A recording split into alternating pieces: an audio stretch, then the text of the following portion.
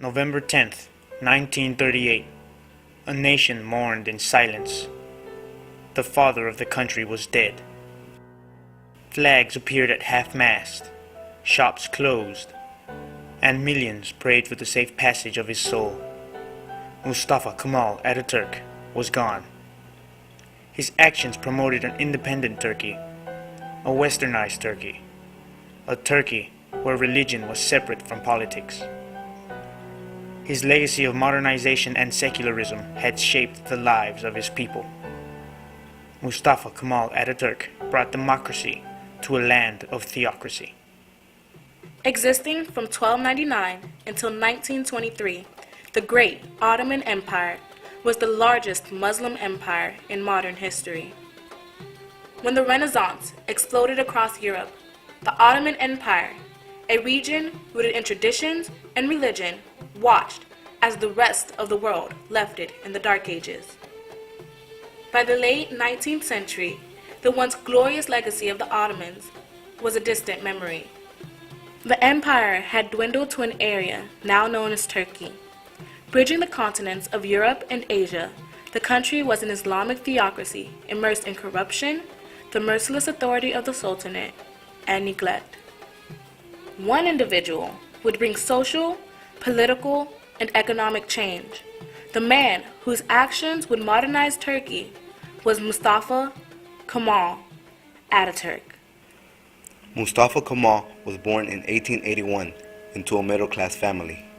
Attending both religious and Western primary schools, Kemal believed that religious education changed all free thoughts, while a Western one encouraged freedom and equality.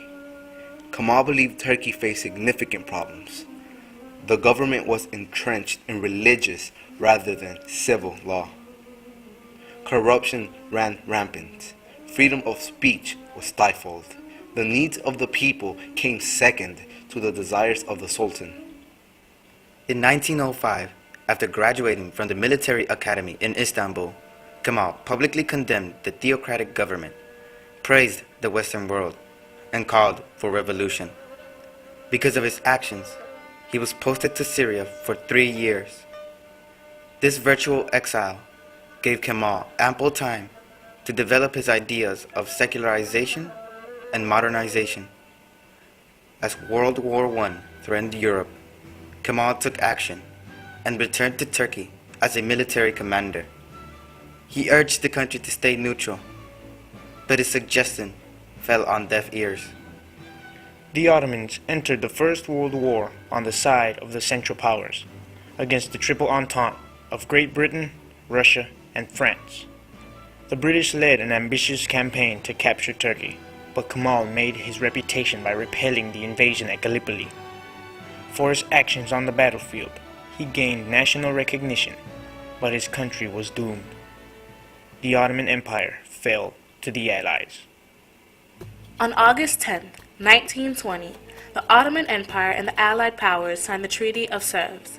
The treaty dissolved the empire and conceded territory to Greece. The result was a treaty which, if carried out, would have given the Turks independence in a small part of central Anatolia.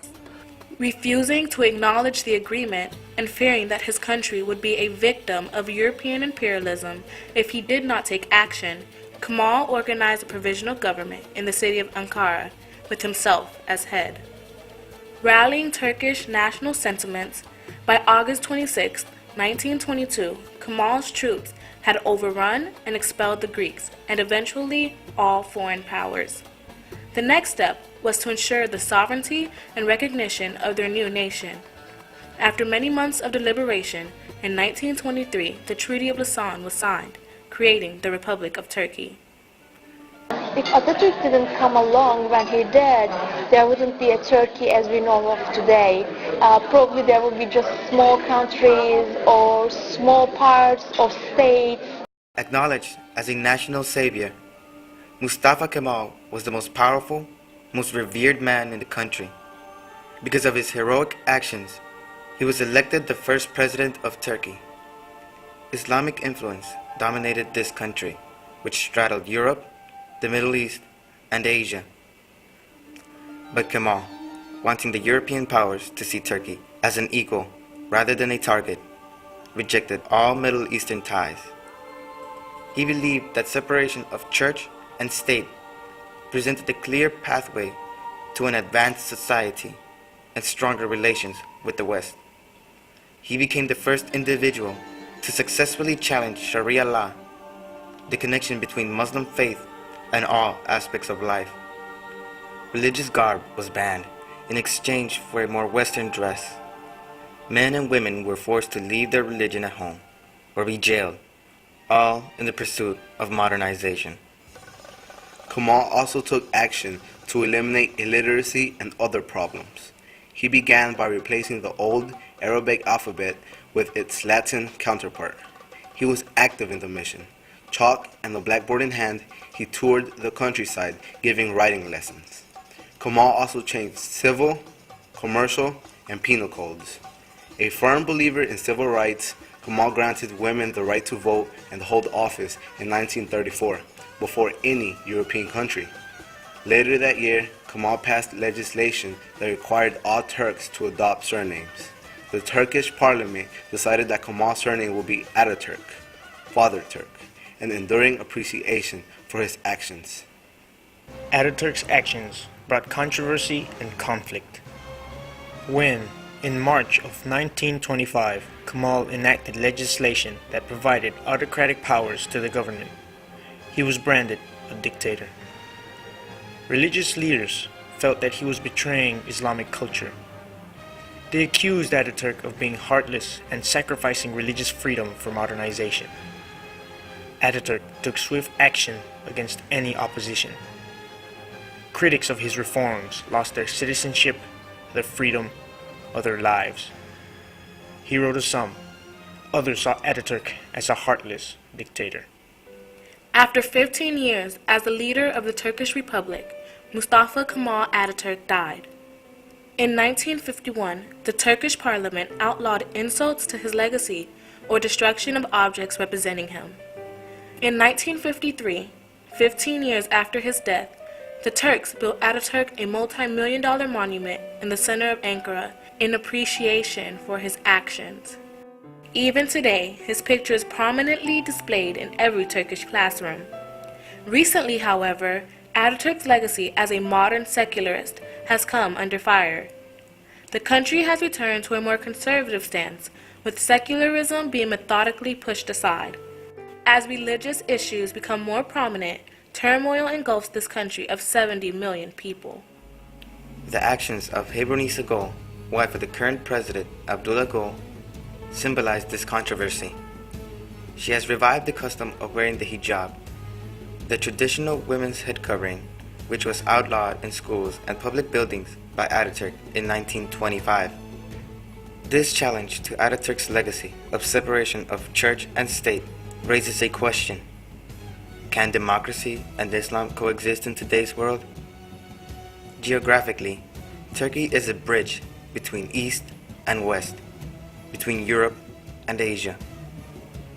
Ataturk wanted Turkey to be accepted as a European nation, but this has never come to pass. The country is firmly entrenched in European minds as a poor Muslim society. Recently, the European Union refused Turkey's admission, citing poverty and human rights violations as the reasons. National hero, statesman, dictator, savior, father of Turkey, Mustafa Kemal Ataturk became a national hero because of his bold military actions. He demonstrated a keen understanding of the value of modernization and transformed a waning theocratic empire into a sovereign secular state. His actions against Muslim traditions earned the contempt of religious conservatives, and as a revolutionary, he altered the social, cultural, economic, political, and legal structure of Turkish society at its roots. Mustafa Kemal Ataturk left a legacy few could rival. The chosen one, the perfect one, the father of modern Turkey.